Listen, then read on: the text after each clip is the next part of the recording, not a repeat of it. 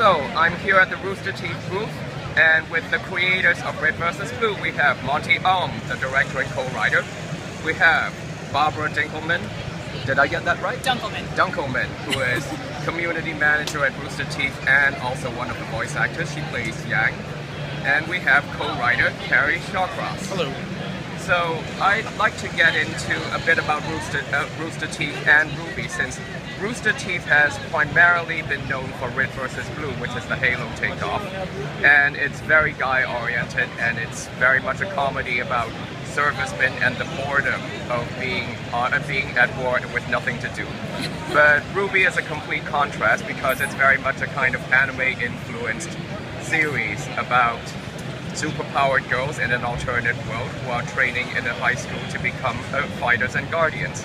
How did this come about? How did you guys decide to make this series after Red vs. Blue? It was Red vs. Blue season 10. Kerry and I were just watching a lot of anime on our time, late nights at the office, and I was showing him some like tests I was doing. Right. And we were like, yeah, we should totally do this. And I'm like, yeah, we should. Okay. And then after we finished season 10 of Red vs. Blue, I put together a test, which became the Red trailer, and I showed it to Bernie, and he said, you should totally do this. Right. Yeah. And Bernie was born. Yeah. Cool. So how did you decide on the storyline to building the world, this fantasy world, and then building these characters?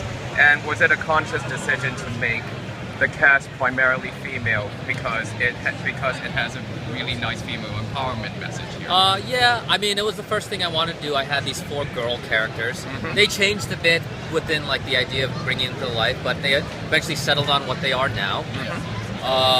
Just because I mean, my history is making cool, powerful female characters, and to do it in like a in a very natural fashion. The world itself is set up in a way where we also know our production, and I'm like, well, we can't just make everything from scratch. So I wanted the design to feel very real world-ish. That's why it takes place in a high school. Why? Because if you make one uniform, that can be 30 extras, versus if it was in some other setting, you don't know how many extras you need. Stuff like that. That's true, although ironically everyone has their own costume, and each costume has a different design philosophy, which is something that's really impressive. I also like cool design, so it's contradictory, but they also have uniforms, so So the decision to write something and create a show that's female oriented, and it's paying off because it has a lot of female fans. I mean, I see more Red vs. Blue cosplayers here than most cosplayers here at the con, because the biggest ones are Attack on Titan, RWBY, and what's the other one, Tokyo Ghoul, apart from the usual Marvel and DC and Wonder Woman. So it's really nice that you're creating a show that's very much about female characters that actually act like people, that also avoids all the kind of really creepy fan servicey pervy stuff that you find in most anime. And I imagine that was a conscious decision. Yeah, I think it comes naturally with the fact that it's a new show.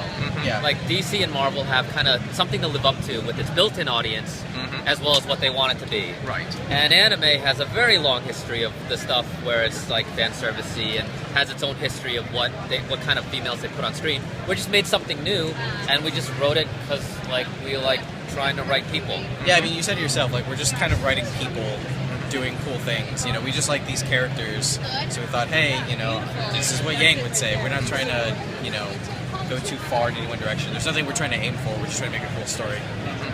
Do you vet the scripts with female members, staff members at Rooster Teeth, like Barbara and the other women at Rooster Teeth, to make sure that you're writing something and it rings true, where you make sure they act in ways where it feels like a girl would act like this, as opposed to something that you might make a mistake?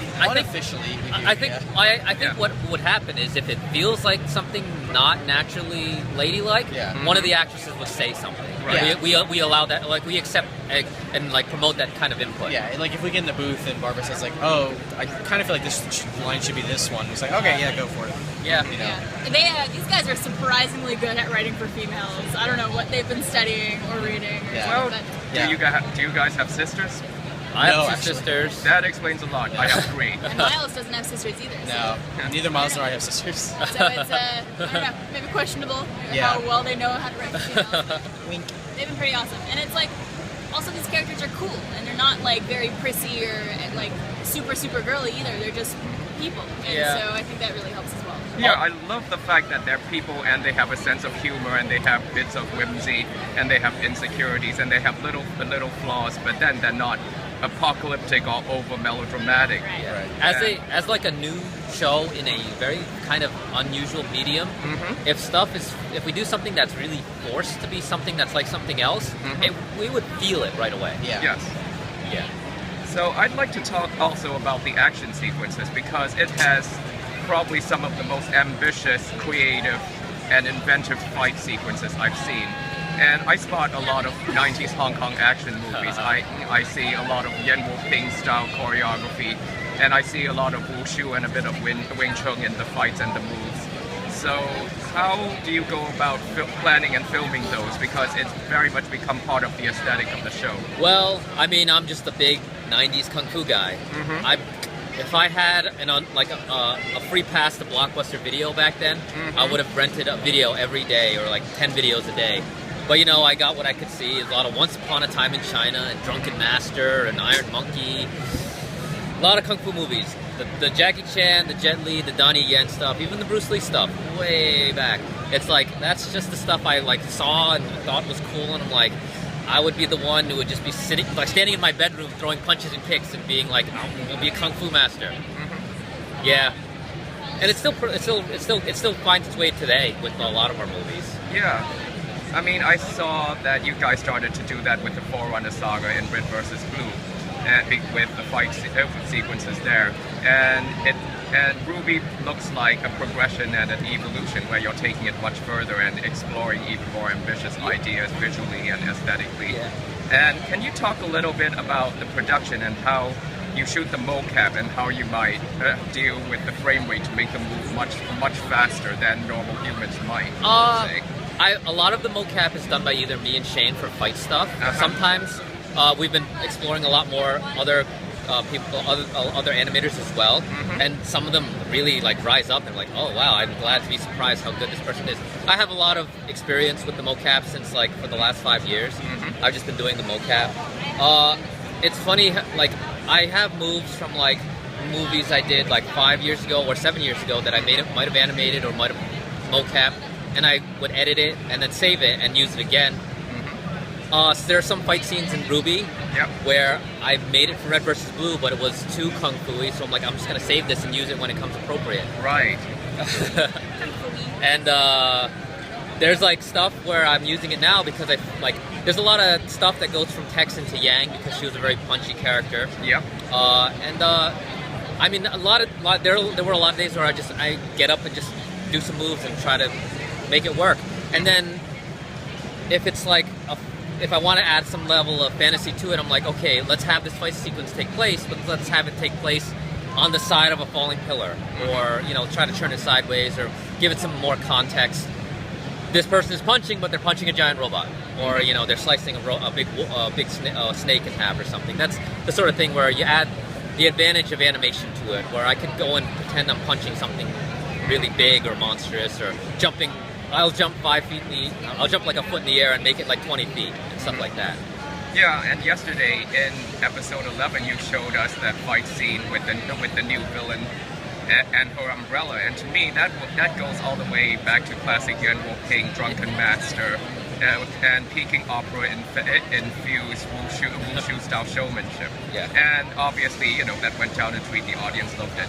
So moving on to the last topic, the show has been licensed for broadcast in Japan. Can you talk about how that came about and what it's like to work with Japanese companies to translate this for the Japanese audience? I don't remember how it came about. I will say it's been awesome so far. They were really excited to bring RWBY over there and to make it, the truest product it can be over there. So yeah, they're giving us the full treatment. It's pretty awesome. It's just really cool. I mean, I don't think any of us ever expected that to happen. Right. It's the first ever American anime to be brought over to Japan. Usually it's the opposite. So Yeah. that's really cool for us. It's just a huge milestone. And every time I've talked to someone who's involved with this, they're very excited. I get reports from our reps in Japan. Who comes back from Japan? He's got papers and pictures. He's like, they want to do so many things, and we're like, we can't even do half of these things in our own production. And the fact that they want to do so much with this product is great. Yeah.